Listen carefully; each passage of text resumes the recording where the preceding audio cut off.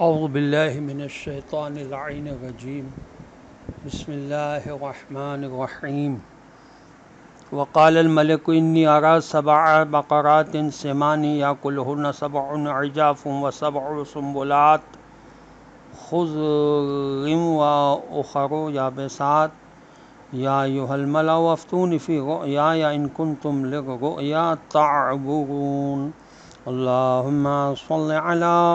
محمد وآل محمد وعجل فرجهم سلام علیکم ورحمۃ اللہ وبرکاتہ۔ اللہ تبارک و تعالیٰ کا شکر ہے کہ میں نے سورہ یوسف علیہ السلام کی آیت نمبر 43 کی تلاوت کا شرف حاصل کیا، جس کا ترجمہ یہ ہے کہ ایک دن بادشاہ نے کہا، میں نے خواب میں 7 موٹی تازی گائیں دیکھی ہیں جنہیں 7 دبلی پتلی گائیں کھائے جا رہی ہیں، اور 7 ہری بالیاں ہیں اور 7 سوکھی ہوئی۔ تو اے محترم عزت والے درباریوں، مجھے میرے خواب کے بارے میں بتاؤ اگر تم خوابوں کا مطلب سمجھتے ہو۔ تفسیر صافی میں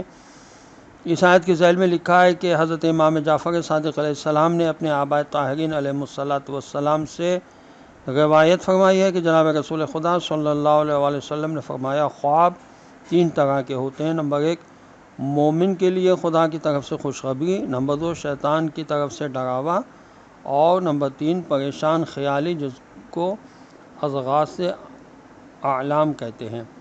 آج اگر کوئی بادشاہ خواب دیکھے تو کوئی پرواہ نہ کرے گا، لیکن اس وقت مصر میں جادو، ٹوٹکے، نجوم، کہانت و خوابوں کی بڑی اہمیت تھی۔ تورات میں ہے کہ فرعون جاگا اور دیکھا کہ وہ خواب میں تھا، اور یوں ہوا کہ صبح کو اس کا جی گھبرایا۔ تب اس نے مصر کے سارے جادوگروں اور سب دانشمندوں کو بلا بھیجا، اور فرعون نے اپنا خواب ان سے کہا، مگر ان میں سے کوئی فرعون یعنی عزیز مصر کے خواب کی تعبیر مطلب نہ بتا سکا۔ وہ سب فرعون کے خواب کو پریشان خیالی سمجھے، اس لیے درباریوں نے کہا، یہ خواب باقاعدہ مربوط خواب نہیں ہے۔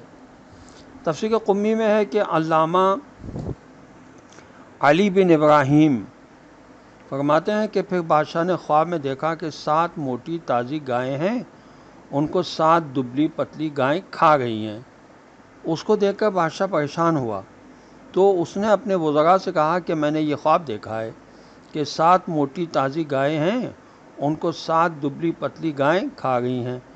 اور پھر میں نے دیکھا ہے کہ 7 ہری بھری بالیاں، سبز بالیاں ہیں، اور 7 خشک بالیاں ہیں جنہوں نے ان سبز بالیوں کو بھی خشک کر دیا ہے۔ اور اس کے بعد اس نے اپنے سرداروں اور نجومیوں اور کاہنوں سے کہا کہ تم میں سے کون ہے جو میرے خواب کی تعبیر بتائے، اور ان میں سے کوئی بھی اس خواب کی تعبیر جاننے والا نہیں تھا۔ اس وقت یوسف علیہ السلام کے قید کے 2 ساتھیوں میں سے ایک جو بچ گیا تھا، اس کو 7 سال کے بعد یوسف علیہ السلام کی یاد آئی، اور اس نے بادشاہ سے کہا، جیسا کہ قرآن بیان کرتا ہے، وقال الذی نجا منہما وادکر بعد امتین یعنی بعد حین، یعنی ایک زمانہ گزرنے کے بعد اس نے بادشاہ سے کہا کہ اے بادشاہ، میں تم لوگوں کو اس خواب کی تعویل کے بارے میں آگاہ کر سکتا ہوں اگر تم مجھے گواہ نہ کرو۔ تو انہوں نے اجازت دی، اور وہ یوسف علیہ السلام کے پاس قید خانے میں آیا، اس سے کہا، ایھا الصدیق افتنا فیایا، یوسف صدیق آپ مجھے بتائیں کہ 7 موٹی تازی گائیں ہیں جن کو 7 دبلی پتلی گائیں کھا گئی ہیں، اور پھر 7 ہری بھری سبز بالیاں اور 7 خشک بالیاں کہ جن کو بادشاہ نے خواب میں دیکھا، اس کی تعبیر کے بارے میں آگاہ کریں۔ تو حضرت یوسف علیہ السلام نے فرمایا کہ 7 سال فراوانی نعمت کے ہوں گے، تم خوب کاشت کرو اور فصل اگاؤ، اور ضرورت سے زیادہ کو بالیوں سمیت محفوظ کر لو، اور اس گندم کو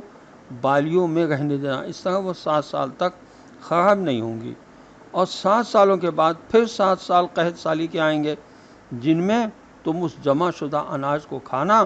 اور اس کے بعد 1 سال آئے گا،